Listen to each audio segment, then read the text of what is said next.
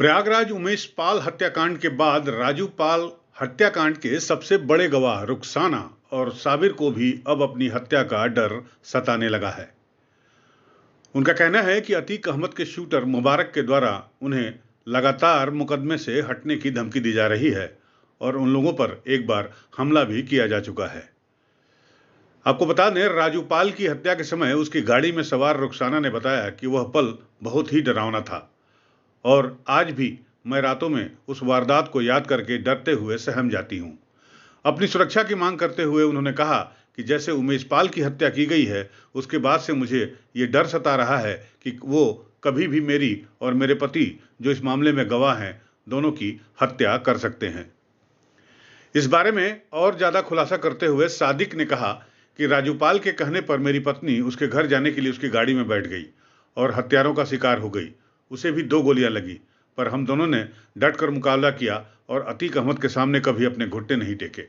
उन्होंने यह भी बताया कि किस तरीके से अतीक के गुर्गे लगातार मानसिक और शारीरिक दबाव देते हुए उन्हें इस मामले से हट जाने के लिए लगातार दबाव डालते रहे हैं, लेकिन वो न झुके हैं न झुकेंगे।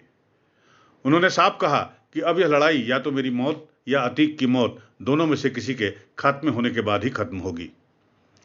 इसके साथ ही उन्होंने प्रशासन से यह भी गुहार लगाई कि कम से कम मुझे और मेरी पत्नी को सुरक्षा गार्ड मुहैया कराया जाए, वरना जिस तरीके से वो हमारे घर पर घुसकर हमला किए थे, अगर हमने हिम्मत न दिखाई होती और हमारे पास लाइसेंसी असलहे न होते तो हम भी उमेश की तरह मारे जा चुके होते। अमरदीप के थी ना तो ताबक तोड़ गोली चले लगी और अनाधुन गोली चली है और राजू की गोली लगी। राजू इधर लुढ़क पड़े, हम इधर गिर पड़े और बहुत धूमन गन के तरफ भागे हैं। गोली मार मार सबको पहचाना है, मगर अभी हम नहीं बता सकते, हमको बहुत डर लगती है।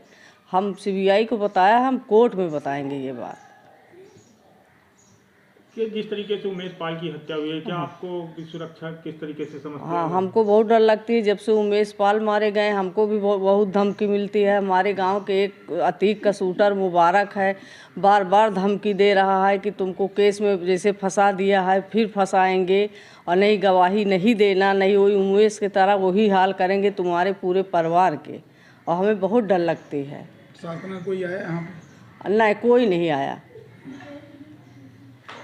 अब आप अतीक के खिलाफ गवाही देंगी या लड़ेंगी? नहीं देंगे हम गवाही। हम जो देखा है वो ज़रूर देंगे कोर्ट में गवाही।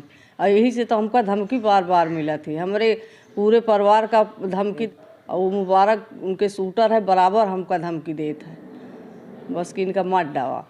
तो मुबारक के खिलाफ आपने थाने में? हाँ, करैली थाने में हमने लिखाया है रिपोर्ट। हमारे घर पे चढ़ के गोली चलाया, हम बच गए, नहीं तो हम कमारी डलते। हाँ, अपना नाम बता दें। रुखसाना बेगम। मुबारक जो है, मुबारक और अपने अन्य साथियों के साथ 4-5 साथियों के साथ आया और हमारी पत्नी पर जानलेवा हमला किया और ललकारते हुए गाली दिया कि रुखसाना साली आज बचना नहीं चाहिए। और फायरिंग बिल्कुल उमेश पाल जैसा हुआ। लेकिन भगवान का और अल्लाह का ये वो था कि करम था कि ये लोग भागे और अपनी जान बचा लिए और ये लोग छत पर चढ़ गए। मेरे पास लाइसेंसी राइफल है मेरे पत्नी के नाम, इन लोगों ने हवा में फायर किया। वो मुलजिमान फायर करते हुए, गाली देते हुए बक्सी मोड़ा की तरफ चले गए। तो ये भी एक बड़ी घटना थी। ऐसा लगा कि अब लोग अतीक हम लोगों को मरवा ही के दम लेगा। इसका मुकदमा थाना करैली में उसी टाइम जो है मुकदमा पंजीकृत कराया गया।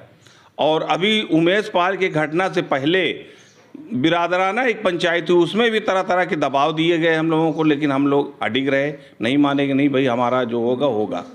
अब उसके बाद में अभी जैसे ही उमेश पाल का ये जो घटना है ये जब से हुई है, हम लोग जो है डरे हुए हैं, सहमे हुए हैं।